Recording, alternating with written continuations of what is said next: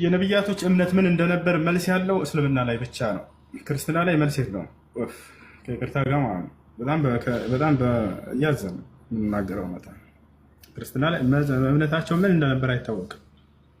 ክርስትና የሚባለው ራሱ የተመሰረተው ኢየሱስ ክርስቶስ ካረገ በኋላ መጽሐፍ ቅዱስ የሐዋርያት ሥራ ምዕራፍ 11 ቁጥር 36 ላይ ደቀ መዛሙርትም ለመጀመሪያ ጊዜ በአንጾኪያ ክርስቲያን ተባሉ ይላል። ይመስላል ማን ነው ባዩ? አምላክ ነው ወይ? እግዚአብሔር ነው? የለም አይደለም።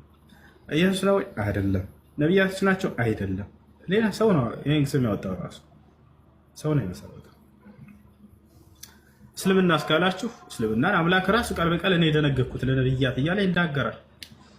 ይላል ሸረዐ ለኩም ሚነ ዲን ማ ወሳ ቢሂ ኑሐን ወለዚ አውሐይና ኢለይከ ወማ ወሰይና ቢሂ ኢብራሂም ወሙሳ ወዒሳ ይላል። ያ ሰላም እነሆ ይሄን እስልምናን ሃይማኖት እኔ ራሴ የደነገግኩላችሁ አምላክ አላህ ከዚህ በፊት ለኖህ፣ ለአብርሃም፣ ለሙሴ፣ ለመሲሁ ደንግጌው የነበረውን አለ። ያው ለነቢያት የደነገገው ሃይማኖት እንደሆነ ቃል በቃል ይናገራል። ደንጋጊው ሰው እንዳይመስላችሁ ለሰዎች አይደሉም፣ ነቢያት አይደሉም። ይሄን ሃይማኖት የፈጠሩልን እኛ ነቢያት አስተላለፉት እንጂ አልፈጠሩትም። ይሄን ሃይማኖት የደነገገልን ማን ነው? ራሱ አምላክ ቃል በቃል ይናገራል። ወረዲቱ ለኩም ልኢስላም ዲና ይላል። እስልምናን ሃይማኖትን ብቻ ወደድኩላችሁ እያለ ይነግረናል። ኢነ ዲነ ዒንደ ላህ ልኢስላም ከእኔ ከአላህ ዘንድ ቀጥተኛ ሃይማኖት እስልምና ነው ይላል። ከእኔ ከእግዚአብሔር ዘንድ ቀጥተኛ ሃይማኖት ክርስትና ነው የሚለው የት ጋር ያለው? የለም መጽሐፍ ቅዱስ ላይ። ክርስቲያን ሁሉ ብሎ አዘዟል እግዚአብሔር? ኧረ አላለም፣ አላዘዘም በፍጹም። ነቢያቶችስ ክርስቲያን ብሎ ህዝቦቻቸውን ሰብከዋል ወይ? የለም።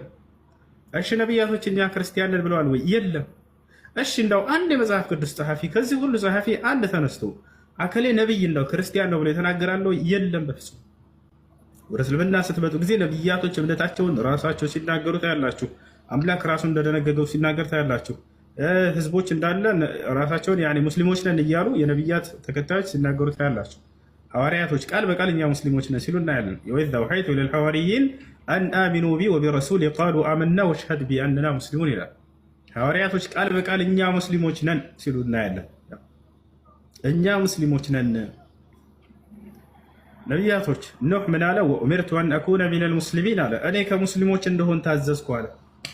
ይህ ሃይማኖት ከአምላክም ከነቢያትም ዘንድ እውቅና ያለው በአምላክ የተደነገገ በነቢያት አንደበት የተሰበከ እምነት ነው ኢስላም። ክርስትና በአምላክ የተደነገገ ነው ወይ? አይደለም። ነቢያቶች ሰብከውታል ወይ? ኧረ በፍፁም። ስለዚህ ሳይመሽባችሁ ወደ ነቢያት መንገድ ተመለሱ።